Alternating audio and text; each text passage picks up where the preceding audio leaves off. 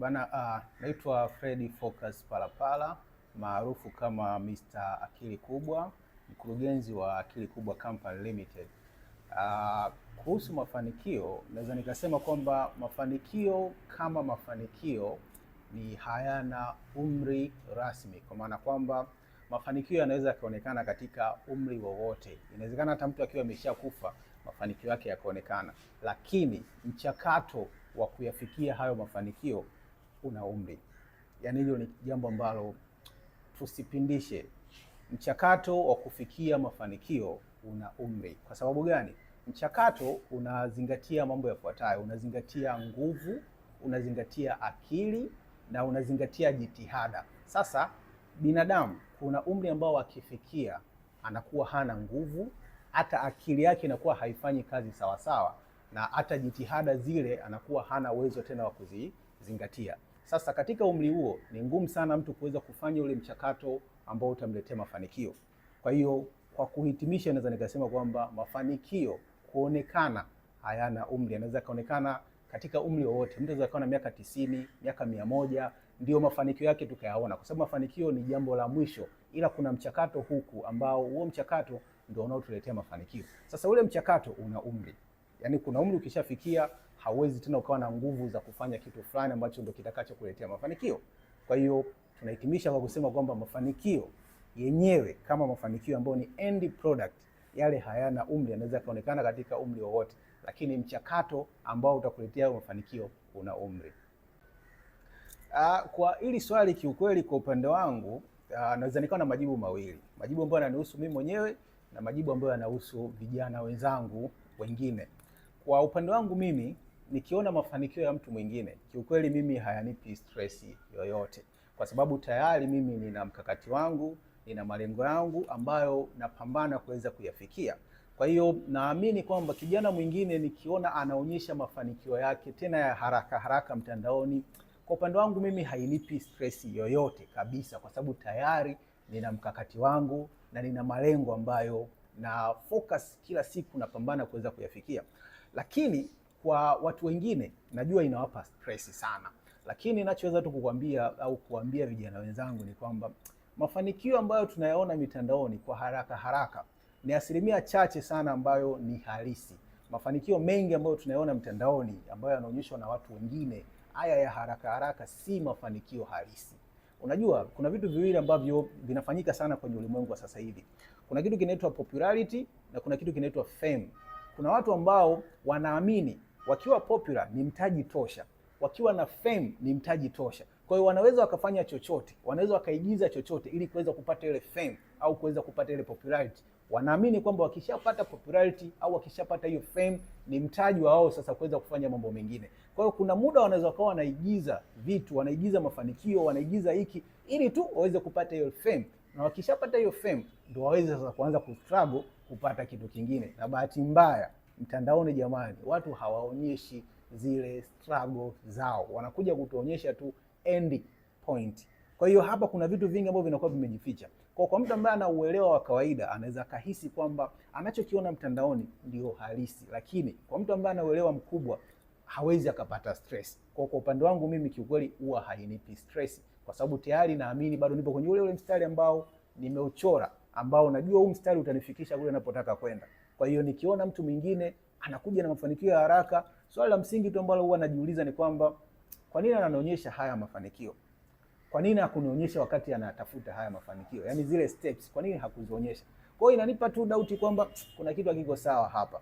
Kwa mimi binafsi huwa hainipi stress, lakini nafahamu vijana wengi sana wanapata stress tena nyingi sana kwa kuona mafanikio ya haraka haraka ya watu wengine.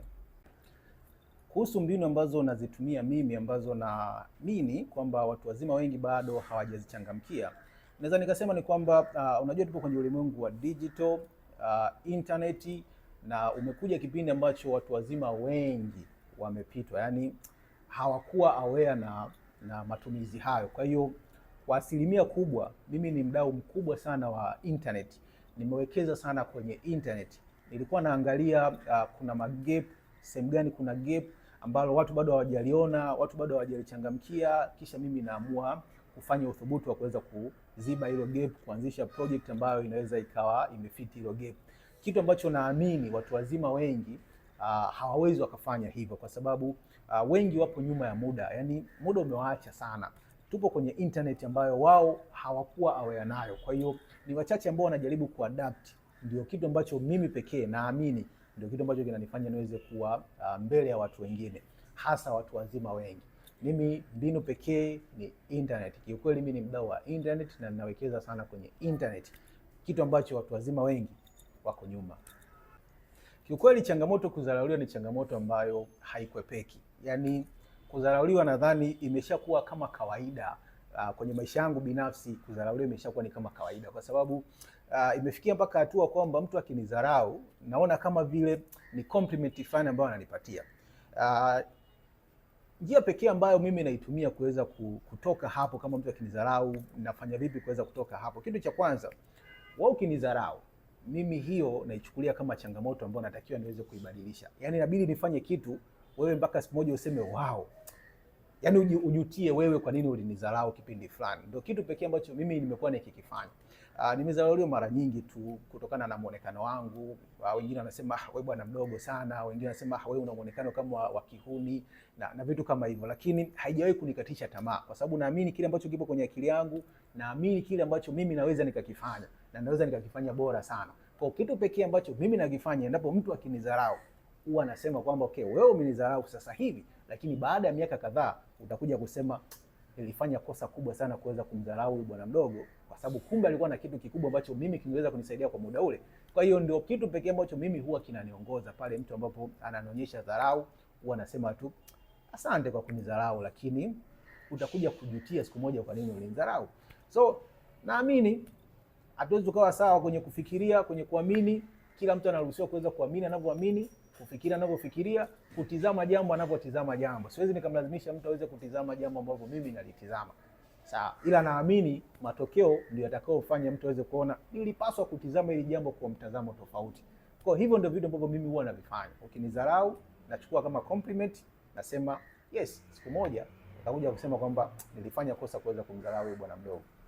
Kuhusu pressure ya maisha, mi huwa nasema kitu kimoja. Kuna kitu kimoja ambacho kijana yeyote anapaswa aweze kukielewa.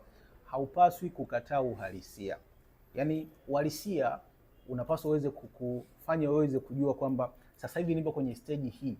Huo ndio uhalisia. Sina pesa, ndio uhalisia kwamba hauna pesa. Okay, sina kitu ambacho nakifanya kuingiza pesa. Huo ni uhalisia. Sasa ukishaanza kukataa uhalisia, unaanza kutengeneza pressure ambazo hazipo. Kwa upande wangu mimi, kitu pekee ambacho huwa nakifanya ni kukubali uhalisia. Kama sina pesa kipindi hiki, nakubali kwamba sina pesa.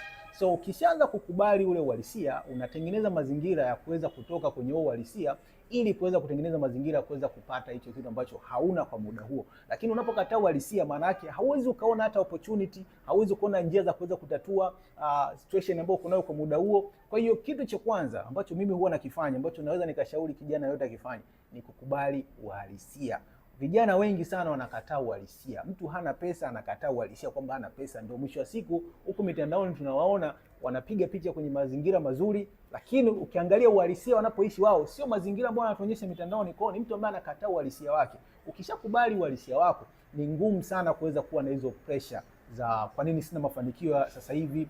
Kubali kwamba hauna mafanikio sasa hivi. Sasa unafanyaje ili uweze kuwa na mafanikio? Tafuta kitu cha kufanya ili uweze kufikia hayo mafanikio. Lakini kitu cha pili ambacho mimi nakifanya ni kugawa yale malengo yangu katika segmenti fulani. Kwa hiyo naweza nikasema kwamba kwa mwaka huu nataka kufanikisha jambo hili. Ili jambo lote nataka nifanikishe miaka 5 au miaka 10. Kwa hiyo kama halijafanikiwa kwa muda huu, najua ni muda gani natakiwa liweze kufanikiwa hilo jambo. Kwa hiyo nikishagawa yale malengo yangu katika muda, kwamba mwaka huu nitafanya hiki, mwaka ujao nitafanya hiki, mwaka ujao nitafanya hiki. Kwa nikiona mtu mwingine amefanikiwa kwenye ile jambo, mimi sijafanikiwa, naangalia nilijipa muda gani. Kwa kama ule muda bado haujafika, pressure ya nini?